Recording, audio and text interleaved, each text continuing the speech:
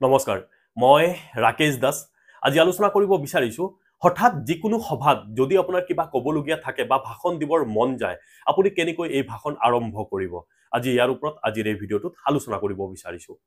মই উদাহৰণ দিবৰ কাৰণে ধৰি ললো যে আপুনি গাঁৱত বসবাস কৰে অথবা চহৰত বসবাস কৰে আৰু আপোনাৰ গাঁৱত মানে এখন সভা চলি আছে বা ৱাৰ্ডত এখন সভা চলি আছে আৰু সভাত গৈ আপুনি উপস্থিত হ'ল উপস্থিত হোৱাৰ পিছত সভাৰ পৰিবেশটো এনেকুৱা হ'ল যে আপোনাৰো কিবা কবৰ কাৰণে মন গ'ল বা সভাত দুই এষাৰ বক্তব্য দিবৰ কাৰণে মন গ'ল বা কোনোবা ব্যক্তি এজনে ক'লে যে তোমাৰ কিবা কবলগীয়া আছে নেকি তেতিয়া আপুনি লগে লগে ভাবিলে ধৰক যে মোৰ গাঁৱতো বিভিন্ন সমস্যা আছে এই সমস্যাবোৰ মই উপস্থাপন কৰো বা মই কওঁ তেতিয়া আপুনি আৰম্ভণি কেনেকৈ কৰিব কাৰণ আপুনি আগতে কেতিয়াও ধৰক ভাষণ দিয়া নাই বা আপুনি ষ্টাৰ্ট কেনেকৈ কৰে এণ্ডিং কেনেকৈ কৰে সম্বোধন কেনেকৈ কৰে এই বিষয়টো নাজানে মই আপোনাক এই ভিডিঅ'টোৰ জৰিয়তে আপোনাক সম্পূৰ্ণৰূপে সহায় কৰিব বিচাৰিছো আৰু আশা কৰো আজিৰ এই ভিডিঅ'টোৱে আপোনাক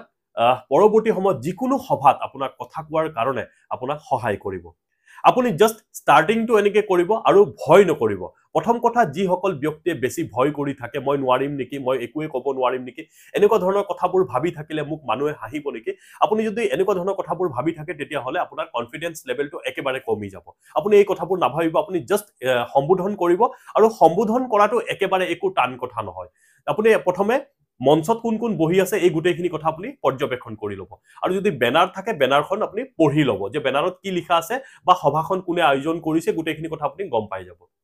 তে প্ৰথমে আপুনি সম্বোধনটো যে কৰিব মঞ্চত বহি থকা মানুহখিনিৰ ডেজিগনেশ্যন যদি আপুনি জানে ক'বলৈ চেষ্টা কৰিব তেতিয়া হলে আপুনি সুন্দৰকৈ সম্বোধন কৰিব পাৰিব আৰু যদি একেবাৰে নাজানে তেতিয়া হলে আপুনি এনেকৈ ক'ব যে আজিৰ এই সভাৰ বা আজিৰ এই ৰাজহুৱা সভাৰ সন্মানীয় সভাপতি মহোদয় উপস্থিত গণ্যমান্য ব্যক্তিসকল বা শ্ৰদ্ধাৰ ৰাইজ মই সকলোকে মোৰ সেৱা আগবঢ়াইছো একেবাৰে সিম্পল আৰু ইয়াতকে যদি সিম্পল ক'ব বিচাৰে শ্ৰদ্ধাৰ আজিৰ এই সভাৰ সভাপতি মহোদয় উপস্থিত সদন এইখিনি কথাও আপুনি ক'ব পাৰে আৰু যদি মঞ্চত দুই এজন মানুহৰ আপুনি ডেজিগনেশ্যন জানে তেতিয়াহলে আপুনি ক'ব পাৰে যে নমস্কাৰ আজিৰ এই সভাৰ সন্মানীয় সভাপতি মহোদয় মঞ্চত উপবিষ্ট গণ্যমান্য ব্যক্তিসকল শ্ৰদ্ধাৰ আমন্ত্ৰিত অতিথিবৃন্দ আৰু এই গাঁৱৰ বা এই